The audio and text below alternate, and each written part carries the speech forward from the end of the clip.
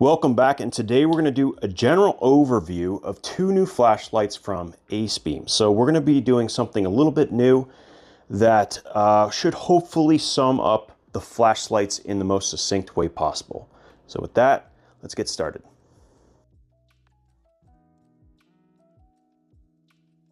This time around, we're going to do things a little different. I'm going to do what I call a 5-point inspection. Hardware, beam profile, versatility, UI, and then of course we have to look at the value of the flashlight. How much are we getting for our money? So starting with the hardware on the Acebeam T35.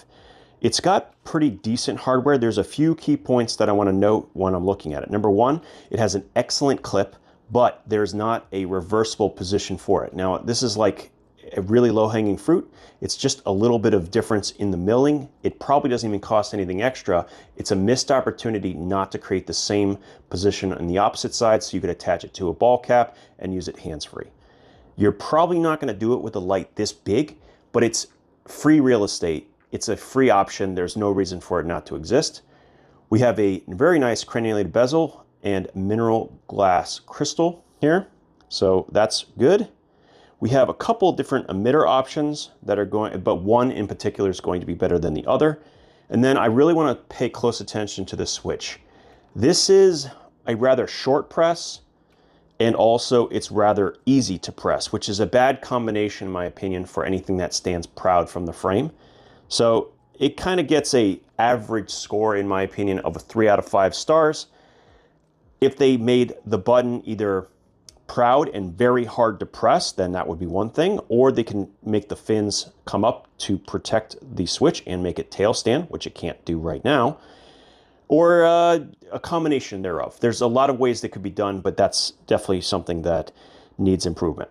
It does have a Type-C port, and it is IP68 waterproof, which is the best. That's what we want to see, so that part is great. So an average score, but otherwise fine. All right, moving on from there.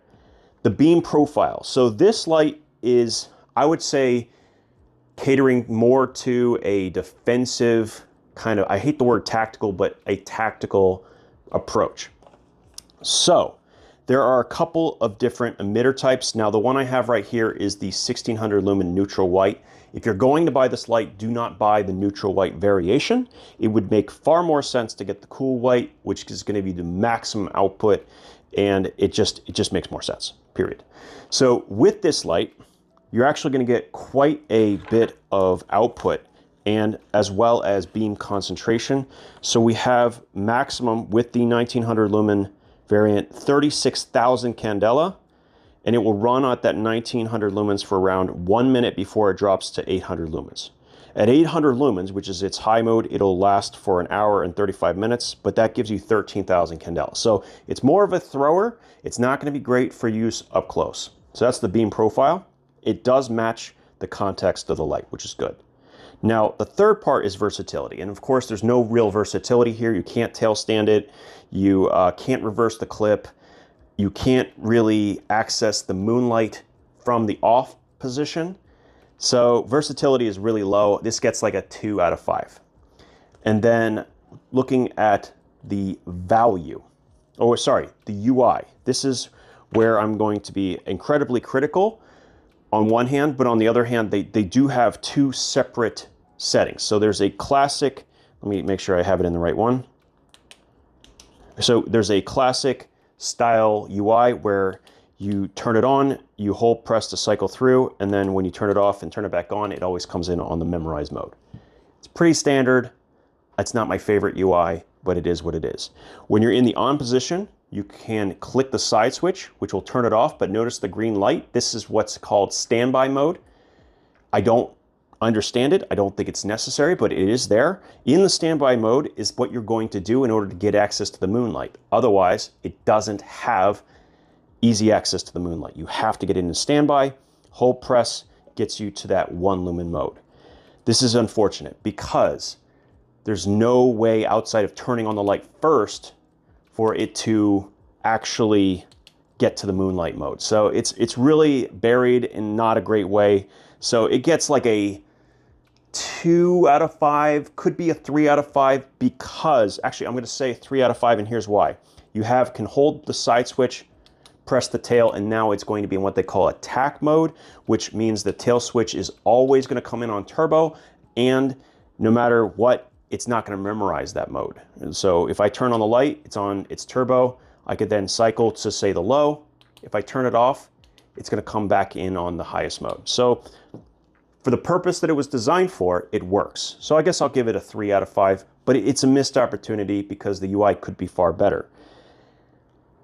I'm not going to go into exactly how it could be changed. I want to get through it a little bit faster, but it definitely could be improved.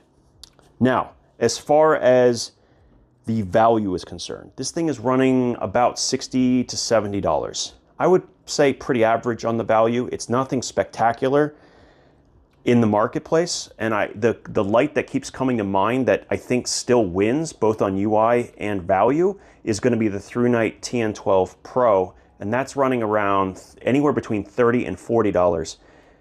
And yeah, very similar in construction with a better switch on the tail. Also having a reversible clip. So I don't know about this light. This is not one that I would pick up, and in the marketplace, I don't think it's as competitive in this particular style. So I'm going to move on from the T35. Close, but no cigar on this one. Now the T35, kind of mediocre, not very impressive. The EC20, on the other hand, wow, now that's a good flashlight to come out with. They've done a lot of things correct, like very little incorrect, in fact. So number one, hardware. Really, really nice grippy texture, nice crenulated bezel, decent job with the switch. It is recessed below the hardware of the frame, but the button stands a little proud, so it could be improved there, making it a little bit more difficult to press. You don't want it to come on accidentally. Has magnetic tail that's very, very strong, more than strong enough to hold it up even in the horizontal position. The clip is very strong, which is great. Unfortunately, it is not reversible. So 4 out of 5 on the hardware. If they fix the switch and give you a reversible clip, then you get a 5. Number 2, beam profile. Well, that's going to depend greatly on the emitter that you choose. You have 2 options that I think are worth it. Number 1 is the 5000 Kelvin Nietzsche 519A. Very, very nice, warm, crisp, high CRI. All of that's great.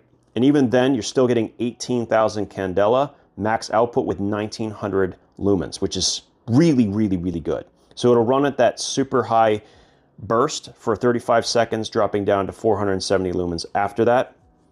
That's the first thing worth noting. The other version we have here is the SFT25R.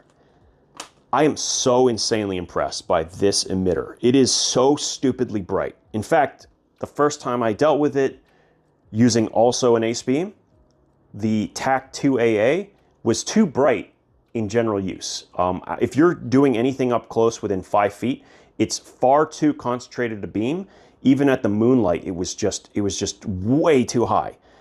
So great for defensive aspect, not so great if you're doing it up close. Here's what's nice about this one though. The moonlight on this is very usable, both because of the way they've done the emitters with that 3 group. It kind of diffuses it a little bit, but also just keeping it at 1 lumen, whereas a lot of times they keep it a little bit too high, like 10 lumens, that's too much. This is definitely plenty. In fact, that's almost too bright when you're in a pitch black area. It's very, very good. Same thing is true with the Nietzsche 519A. So good stuff. All that is great. 34,000 candela. 34,000 candela on the SFT25R for maximum output with 2,500 lumens.